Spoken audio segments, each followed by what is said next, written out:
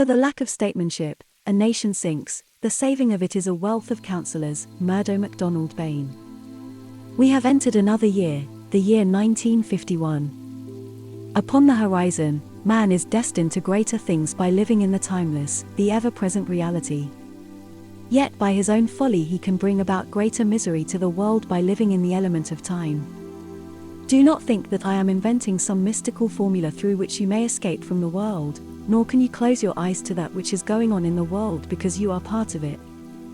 It is impossible to rearrange the world which is the exact copy of your own mind-heart which you have not truly discerned. Economic and social evils, antagonisms, wars, etc., cannot be adjusted without understanding what causes them. When we discern clearly our own mind-heart, we will see that individually and collectively we have created these conditions, therefore individually and collectively we can bring clarity and freedom to our thought-feeling, thereby bringing about a change in ourselves by understanding the cause within ourselves that produces outer conflict and misery. We may legislate, but this will not bring about a change. Legislation cannot cause a change in the inner. It may alter the outer, but if the inner is not changed, antagonism will rise in a greater form than ever. These outer reforms will need other outer reform, and this will lead to further oppression and violence. Lasting and outer peace and harmony, which is creative peace, will only come when we have peace and order within ourselves. Then let us look into our mind-heart and see if we are seeking power, position, things, as a means to dominate. The more we seek to dominate, so we create an opposition that will eventually destroy us.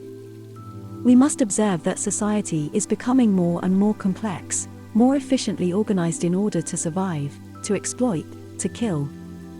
We have progressed, but we have paid a terrific price, and we are liable to pay a more bitter price unless we begin to live in harmony with each other. We have made great advances along the physical and intellectual planes, but we have failed to make the same advance along the spiritual, with the result that we are entirely out of balance. All physical and intellectual advancement must be balanced with spiritual understanding so that our progress will be made real and constructive and not artificial and destructive. We have movies, we have radio and television. We have faster moving transportation and all the equipment of modern civilization. We can kill thousands upon thousands in a few minutes.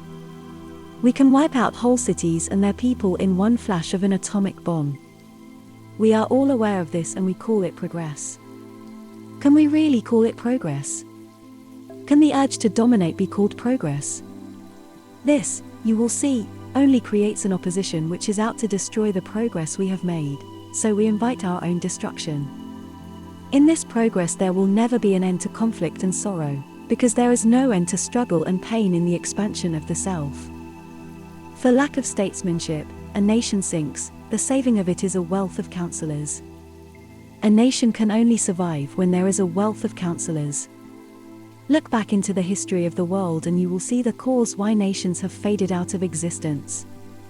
Old empires have died because they were based upon domination, contrary to the law of love, while cruelty, hatred, and selfishness were the only factors in their riotous existence. So will all nations destroy themselves when they seek to dominate others or sections of others. Only by love for one another can true progress be made. The self is but a bundle of memories of good and evil, the product of time. We do not experience love through time, nor do we become nobler through time and memory. We can never gain freedom through an accumulation of memories. You cannot find enlightenment through the cause of ignorance and conflict. It is not in the time element that we can find freedom, but in the timeless, that which is eternal and ever-present. If we think of ourselves as gaining or losing, etc., our thought-feeling will be held bound in the time element, and we will never know the timeless, the eternal and ever-present, in which alone exists our freedom and happiness. If our thought-feeling is bound up in the time element of yesterday or tomorrow, we will never experience the timeless. It is the incessant noise outside, the din of social problems, the strife of war and misery that hinders the expression of reality. In reality there is a deep, deep silence, therefore if we would deeply understand we would be silent, and to be silent there must be an awareness of the immensity of being in which there is no division, no separation, no domination, no yesterday, no tomorrow. If we look into our mind heart and there discern our motives, our thoughts and actions, we will discover that we are seeking power, we are greedy, there is violence in the mind heart through antagonisms, envy, jealousy, acquisitiveness. The timeless, the real is thus ever hidden, covered up by those elements that spring from time, from yesterday, from tomorrow. If we are to bring about the necessary fundamental change in the outer with its wars and tyrannies, we must firstly deeply transform ourselves.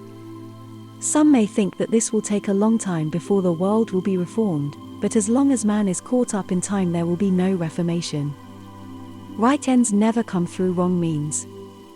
Only through the ever-present, the timeless that is now can we see the light, that was the light of mankind that came into the world for man's salvation. It is ignorance that prevents right thinking and gives emphasis to the things that are secondary, so life becomes an intolerable burden from which all are seeking an escape. But there is no escape except through understanding. Only when the storm and conflict of time cease can the timeless be understood. We do not bring it into operation. It becomes active of itself when the storm abates. The Sea of Galilee was calmed by the word that was in the beginning, so is the mind calmed by the wisdom of the truth of the timeless. If we would try then to understand the outer, we must come to the inner, and when the inner is rightly understood we are led to the supreme, the timeless, the ever-present. This is the realization that brings peace to the world through the soul of man. We can readily see now that the world is in chaos because we have pursued wrong values. We have given prominence to the things that produce conflict and misery. True value is found only in right thinking, and there can be no right thinking without self-knowledge, that which will lead us out of the time element into that which is timeless, eternal, and ever-present. This is the reality where alone can be found true love, compassion, and freedom. Remember that true love is compassion, not passion. This is the living water that Jesus said was the free gift of God, and anyone who would drink it would never thirst anymore. This water would turn into a spring of living water welling up to eternal life. To worship God we must know what we are worshipping, not an idol or an image, nor secondary issues, but the eternal, which is that timeless reality within everyone, and is waiting to come forth when we clear the way. Character can be modified, changed, made harmonious, but character is not reality. We must go beyond thought and then comprehend the timeless. When we think of progress we are thinking and feeling within the pattern of time. It is only when our thought and feeling frees itself from time can we hope to become aware of the timeless, the Word that was with God, the Word that was God and was made flesh. God makes things by becoming the things He makes. Therefore only the timeless can free us from those conditions which we have created in ignorance of our true nature. Therefore we must not depend upon time, but through self-knowledge we will become aware of the timeless, which is harmony, which is peace, which is love and compassion.